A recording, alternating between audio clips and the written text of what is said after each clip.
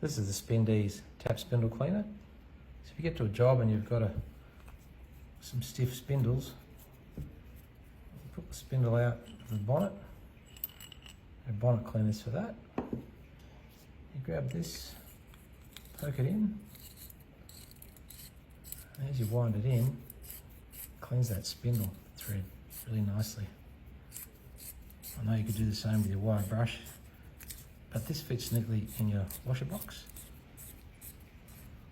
So the clean on that. It's one pass. Ready to go. So the Spindeze has a wire wheel inside. When you wear it out, you can turn it around, put the lid back on, and go again. So neat and compact. Do a great job on your spindle. It can be used hundreds and hundreds of times. Made out of anodized aluminium.